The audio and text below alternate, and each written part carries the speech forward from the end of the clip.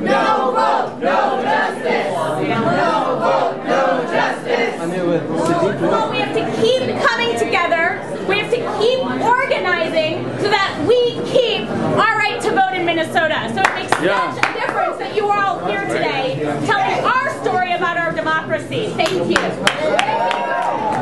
In my city, we're a city of 3,300 individuals, and we have 13% of those individuals over the age of 70, and 12% at the federal poverty level or below, 50% with children under the age of 5 at the poverty level or below.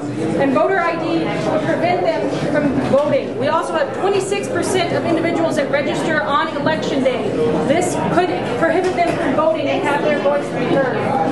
Also, this would mandate, and my city purchase more election equipment, train our election judges over again, and that is very costly. In 2008, between 2008 and 2010, we actually shrunk our districts from 6 to 3 to be able to afford the equipment and the voting process in general.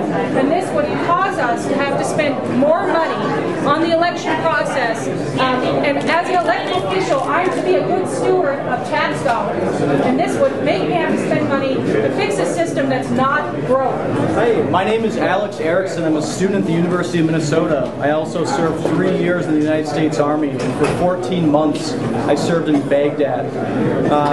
After 2 consecutive holiday seasons away from friends, families, and loved ones, in addition to the regular duties that combat troops in Iraq could expect, I had the honor of witnessing the January 31st, 2009 provincial elections in Baghdad.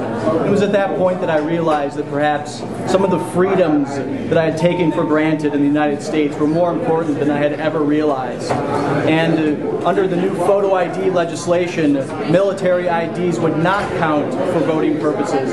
Veterans Affairs cards would not count for voting purposes. And I think that it is unconscionable that the people that are working the hardest to protect our democracy overseas and abroad, and those that have made the most sacrifices, would be disenfranchised from the fundamental process of voting in the United States. So it's for that reason that as a veteran, I oppose photo ID, and I urge the people in the Senate who are voting on the floor next week, particularly Senate Majority Leader Dave Senjum, to stop photo ID legislation. I believe in our Constitution. I work hard to protect it, and as a Minnesotan and as somebody who values and loves the Constitution, and on behalf of everybody here, I urge people to vote against photo ID. Thank you very much.